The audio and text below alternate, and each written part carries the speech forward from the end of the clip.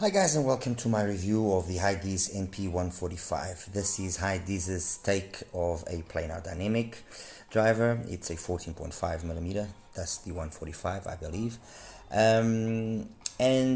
Although they are, you could say, a little bit late to the party, as the planar, let's say, fever was a fever that began last year and lasted all of last year basically, and kind of ended or calmed down this year around May with the release of the PR2, the HBB from collaboration from KZ.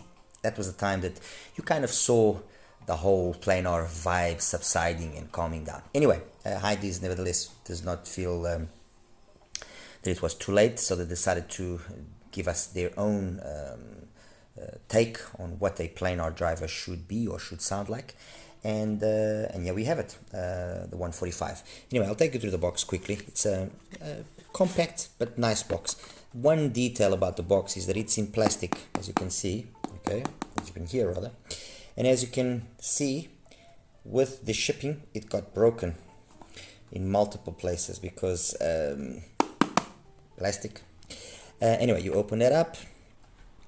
The IMs came over there, which I'll show them to you in a second. Over here we have this box, which is a box which has some accessories, and underneath that we have a tray with tips vocal on the top, which are kind of like a more wide bore, base tips which are at the bottom, which are more narrow bore, and the center ones which are kind of like the in-between. They remind you of the tips that are used by LITZ. Okay, anyway, inside here of the box we have some paperwork. We have a little carrying case, which I'll get to that in a second, and then we have inside there the cable. Okay, the price of the MP145, since this is on crowdfunding still, has been, there's rumors that it will be around $199, so $199. So $199, I can accept the cable. It's not the ideal cable, it's not the perfect cable. LITZ offers a much better cable. That's the stock cable of the S12 Pro. That's the stock cable of the Heyday. That's the stock cable of the F1 from Nice HDK. So this is my first little, not pet peeve, but a little remark, in a sense that I would like this to be slightly improved, a better cable. Okay, it's not a bad cable, but a better cable. I'm actually using a Nice HDK cable. That is the cable that I thought, or that I think is deserving of the MP145, a nicer, more, since the MP145 is such a chunky IEM. I mean, because look at the size of this thing. It doesn't bother me, honestly. I've heard all sorts of remarks complaining about the size, that it's too big, that it's this, that it's that.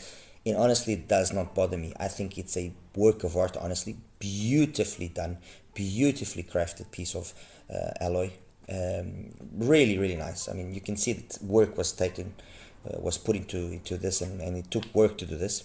But this is the cable that should come with this, and with an IM that's this glorious in its appearance. Let's put it that way. All right. Anyway, so as I was saying, cable should be better, and then as well, you know, come on, people. I mean, $200. Give us a case. Nice HDK can do it, you know, for $130 something. Give us a case. I mean, it's $200 of an IEM. You know, give us a case. The Heyday from Wuzetian, the Wuzetian, the basic, the basis for the Heyday has a nice case. The Heyday has a nice case. Give us a nice case. It's $200. It's money. We want a nice case. All right. Anyway, that's the unboxing. My only remark with regards to the accessories in terms of their overall quality is really on the case.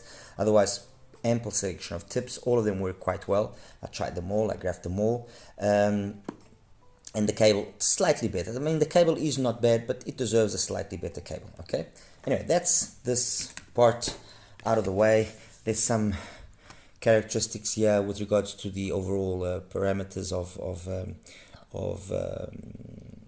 the MP145. They talk about sensitivity of 104 dBs, the 30 ohm impedance. So I mean, basic kind of stuff, nothing really special. Anyway, that's it. So IEMs, MP145. It's a nice chunky piece of aluminum that you get. It looks the part. Beautiful design, as I mentioned. It's all CNC'd, I'm sure. 14.5 millimeter planar inside. Basically, there's 14.2, 14.5, 40.8. It's those basic three sizes that we get, and they kind of basically are always the same driver, to be honest with you. All right. It's got a little vent over there. Okay. It's got interchangeable nozzles, which I'll show them to you in a second now when I actually get to that little box. So it's got exchangeable nozzles which allow for a nice different change of tune. Okay, I'm using the gold nozzle termination, let's put it that way, with the balance tip, which I personally feel it's the nicest combination. This is the perfect combination personally for me. The red nozzle termination with the balance tip is also quite good, although it's kind of tames down further the mids and upper mids, so brings them down in energy and emphasizes by default emphasizes more the low frequency. That's a nice also tune that they have there. Okay, so what have I got here? The MP145 pitched up against, or what have I brought out? I've brought out quite a few more planar IEMs. I brought out these because these are ultimately my favorites. They are, there's one here which is a timeless, which is, it had to be here because it's the one that started this whole thing off. So it had to be here. Anyway, I've got here the P1 Max. I've always liked the 10 HiFi P1 Max. While everybody was going on about the original S12 and the timeless, I was saying the P1 Max was an amazing IEM, and all that it needed was a bit of power. It never really got any love, but that was the reality. S12 Pro is, in my opinion, a polished up S12 in the sense of the upper mids and treble are more nicely done. Okay, the bass is basically the same. That's it. Timeless. This is the very first timeless because there was a subsequent little update on the filter of the nozzle here. So this is the very first one, where the treble is slightly more tamed. The subsequent one, which I also have, has got a brighter, more intense treble. Okay, than the MP145, obviously. Then the Heyday, which is a Wuzetian with a better executed upper mids and treble. It's debatable that a better executed, it's debatable, but it's a better executed upper mids and treble. Okay, and then finally the nice HTK F1. I'm actually going to put it here, and I'm going to rant a little bit because I have said amazing things, and I said amazing things about this IEM, and I just cannot understand. Well, I can understand, I guess, because I'm a small reviewer. My name isn't as big as some other prominent reviewers. People don't pay attention to me. People don't even want to bother looking at my videos because they'll think, well, who's this guy? But anyway, I've said amazing things about this IEM, and this IEM is amazing. This is a very, very good planar that just went completely and totally under the radar. Okay, very good. It also has detachable nozzles like the MP145. It's got a smaller shell. Okay, and honestly, when I show you the graphs just now, you will see what I mean. This and the MP45 are almost identical. Almost. So, and this to say what? To say that, on the one hand, I understand that not everybody has to like the MP145, but the MP145 is not anything novel, really. It just took what was already available, and it fine-tuned here and there, and that's it. That's what the MP145 is. It's a taking of what already existed and fine-tuning it here and there, just like the Heyday is a little bit of a fine-tune over the original Wuzetian, just like the subsequent AE versions of the timeless are exactly the same thing, just like the S12 Pro is just a little touch-up on the tuning over the original S12. The only one that's maintained itself basically the same, it's never really been retuned or anything, is the P1 Max. And this and that is, the F1 and the MP145, Very similar, very similar, trust me. Okay, and it just sometimes annoys me a little bit. Same, another situation has to do, for example, with the Tension, the one. I've been saying already for a few weeks that this is something else. This is a really good IEM. I was aware of the app being finalized. However, it was just in Chinese. It's now available in English, and it still needs a bit of work because it's still got some bugs there. But I've been saying that this is a good IEM. I've been saying to a lot of people, get this, get it, because this is really good. It's a solid IEM. Now that, especially now that we have the DSP app, the app for the DSP version working, let's say, almost decently, definitely get the DSP, okay? And nobody has been really paying attention. Now all of a sudden, somebody else, another prominent reviewer, has said that it's good. I'm actually interested to see how it's going to take off. But anyway, that's just a little rant of mine. Back here to the MP145 and how the MP45 performs. Okay, as I said, I'm using the gold nozzle with the balanced tip. I tried all the tips. They basically just change that area there slightly of 6, 7, 8K, and then past 10K they change a little bit that profile. That's all that they basically do. There's not much more of a change than that. As I was saying, so the tips basically, they just change the upper end profile slightly. The silver nozzle and the gold nozzle also very similar. The red nozzle termination is the one that changes then slightly that pinna gain profile, while with the other two terminations the pinna gain profile is more, let's say, normal.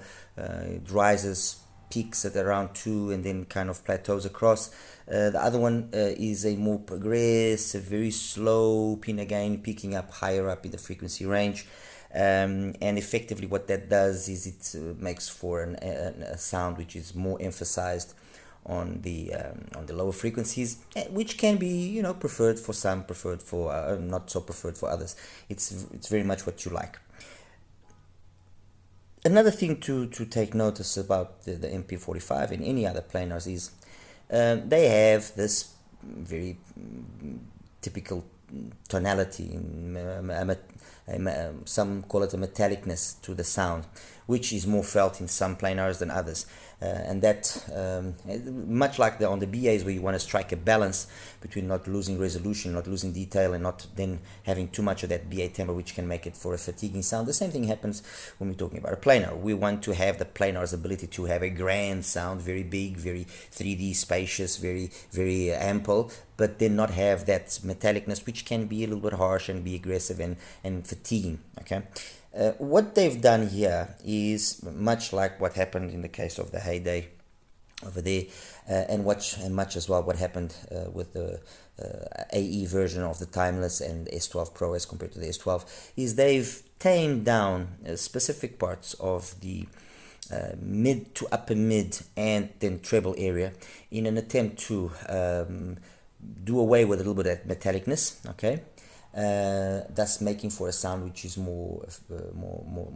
pleasant to listen for longer periods of time, less fatiguing, therefore less prone to that metallicness, and also more tonally correct. Okay, in the MP145 I think they've achieved that quite well. Okay, be it with the red nozzle or with the gold nozzle, which is how I've listened to the majority of the times with the MP45. I think they've achieved that very good, very well. Is it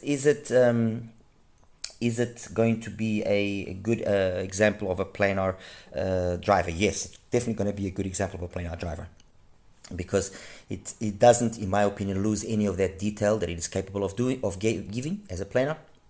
But it never reaches points where it becomes harsh or aggressive, at least not for me. Okay, and with the songs that I hear as well.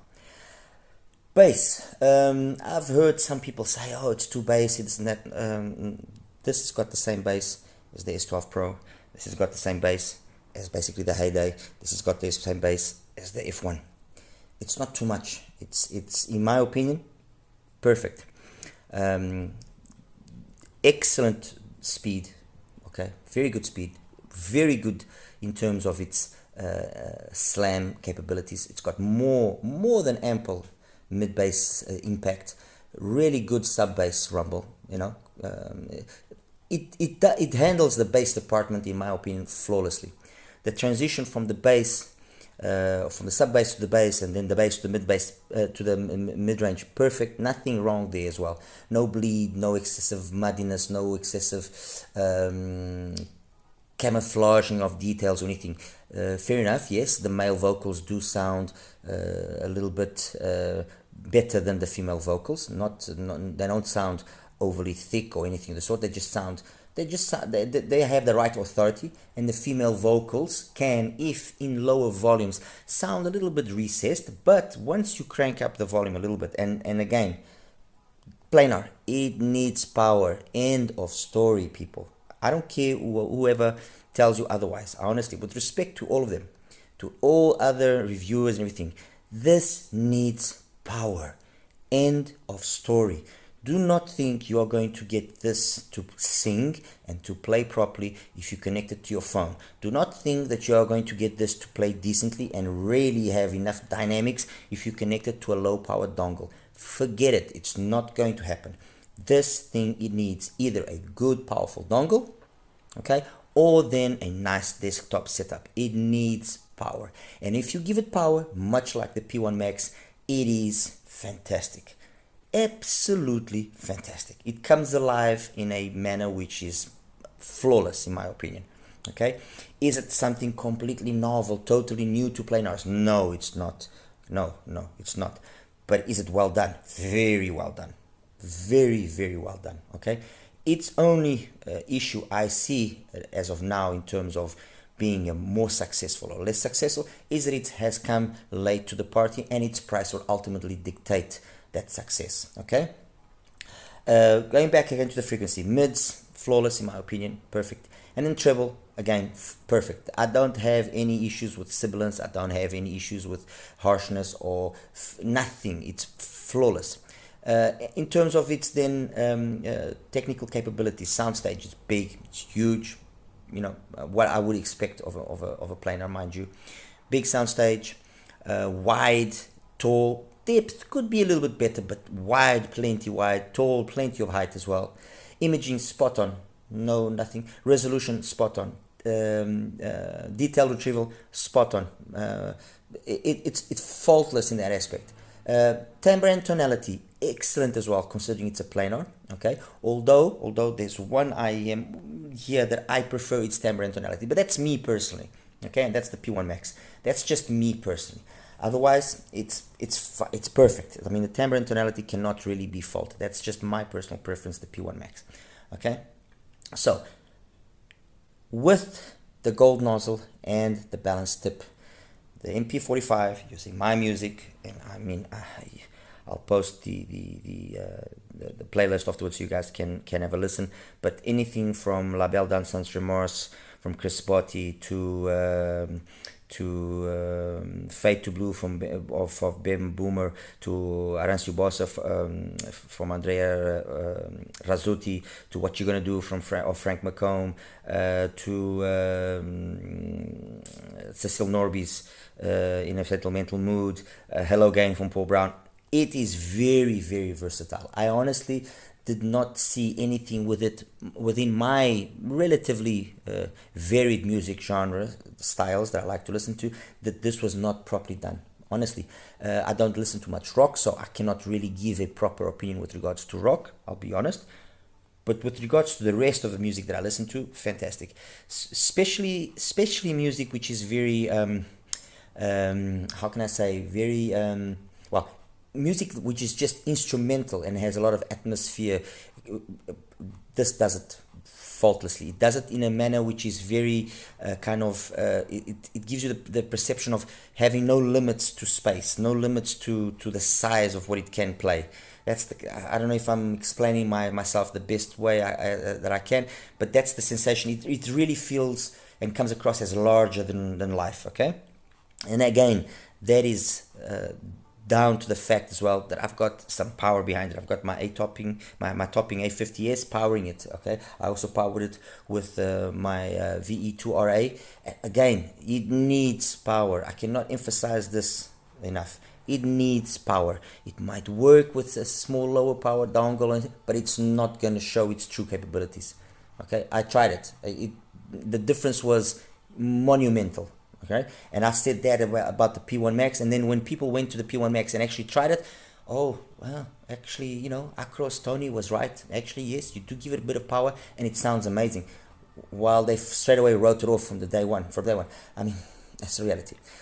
Comparing it then to the IEMs that I have here, compared to the P1 Max, P1 Max is a little bit bass shy by comparison to the MP145, but not dramatically so. Otherwise, the rest, the mids, the upper mids, the treble, honestly, I think it's fantastic.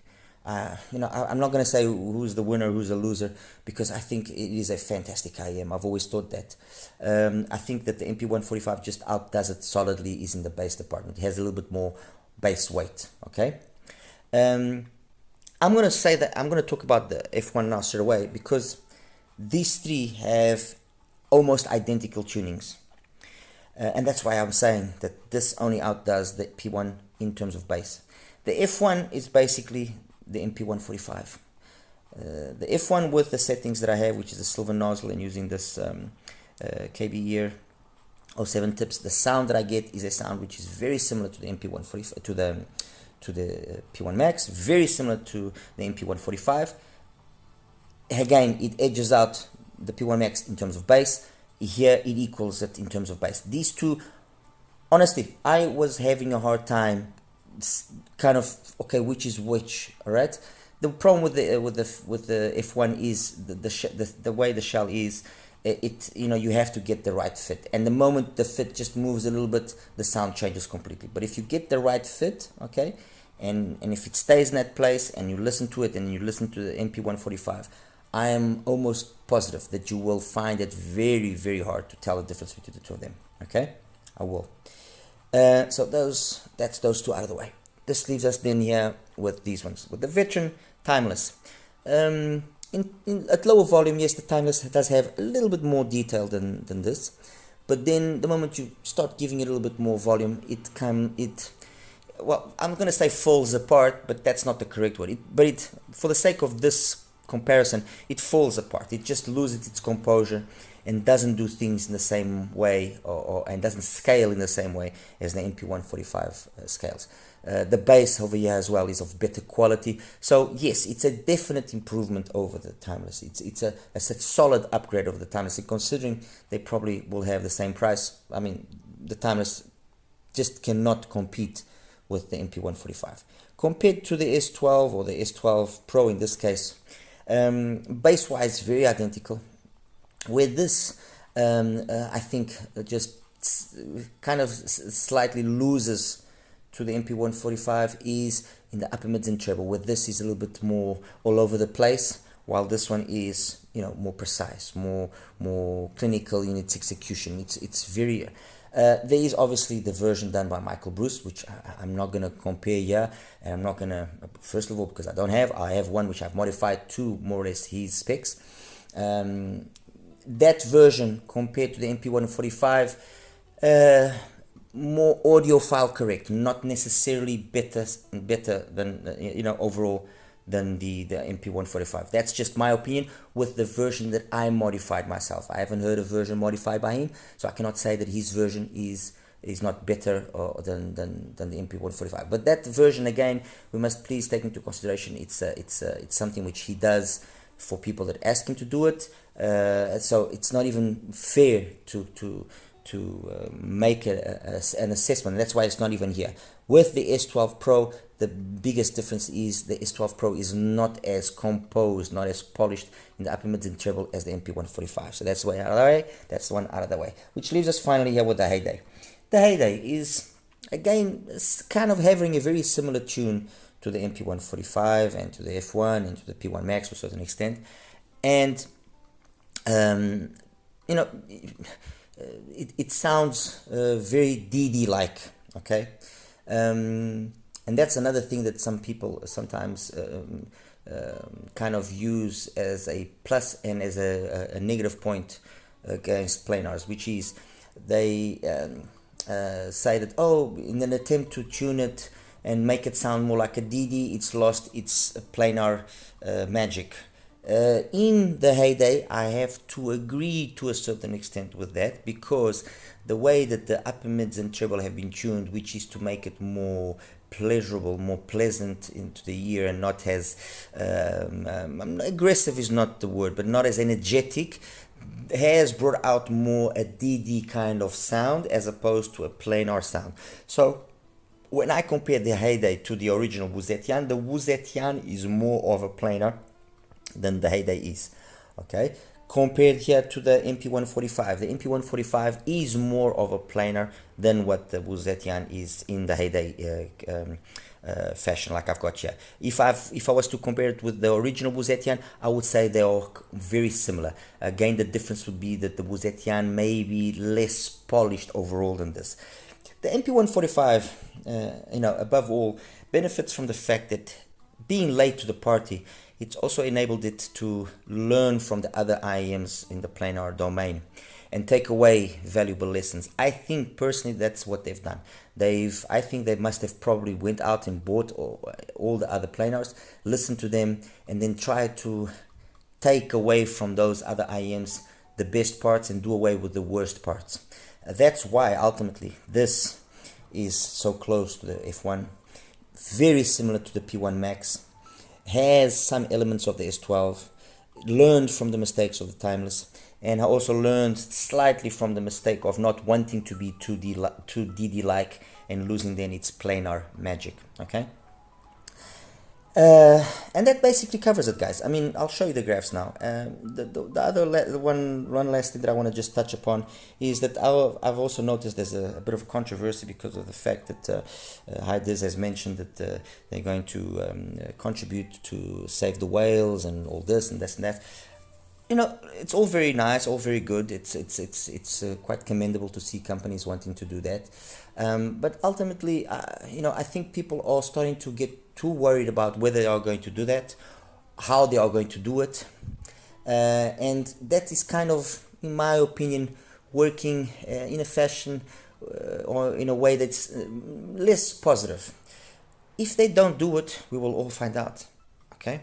And, we then act accordingly. That's it. If you don't want to buy any more HIDIZS products because you don't like the way that they misled you, then that's it.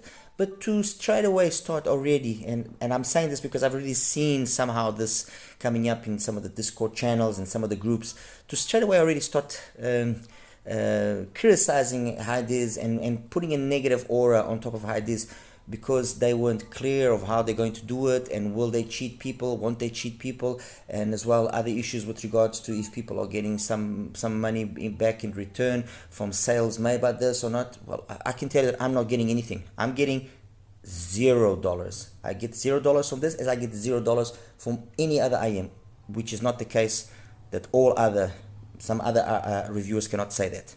Okay, other reviewers, they make money out of the IEMs that either they endorse or that they collaborate with, and there's, in my opinion, nothing wrong with it. Nothing wrong with it. As long as they say it openly, there's nothing wrong with it. It's their business. They can make money. If we as a client, and I'm putting myself now as a client, if we get a good product, and if I get a good product, I don't care if Tony made money off this. I don't care. I just want to make sure that this is a good product. It sounds good. Tony made some money out of it. That didn't mean that this was more expensive for me. Fine, fantastic, perfect. That's it. But there are a number of reviewers making money out of their IEMs that they either collaborate with or IEMs that they endorse in one way or the other. And again, I repeat, there is nothing wrong with that, in my opinion. Nothing wrong. Okay? I personally have nothing against that.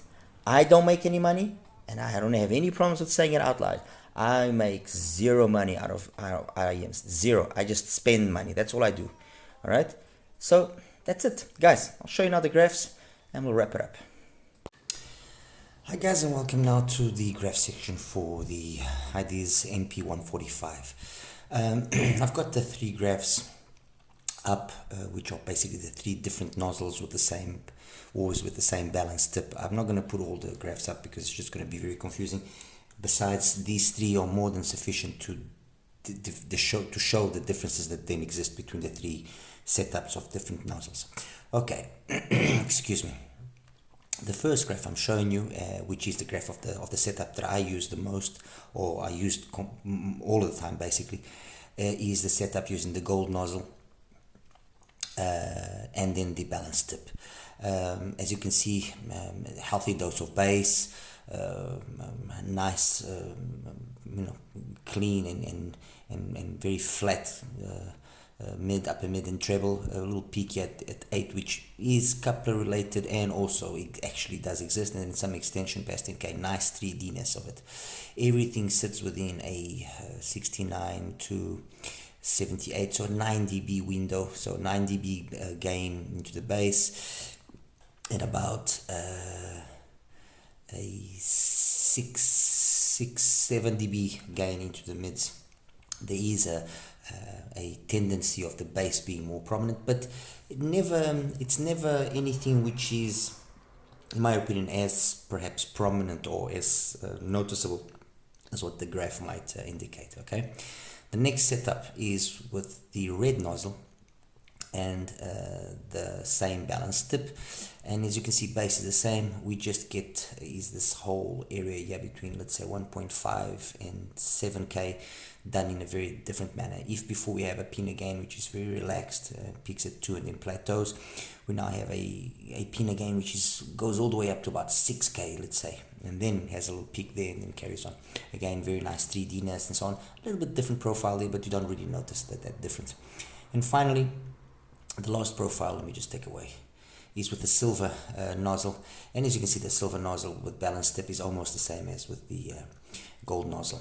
Okay, the difference between the two is just this area here at the end. Okay, anyway, this is the setup that I use the most, and now let's compare it. The first graph I'm putting up now is, and I've normalized everything at 500 Hz for this comparison. The first one that I've just put up now is the P1 Max, and as you can see, I mean, in terms of basically 1.5 all the way out, it's basically similar, very equal.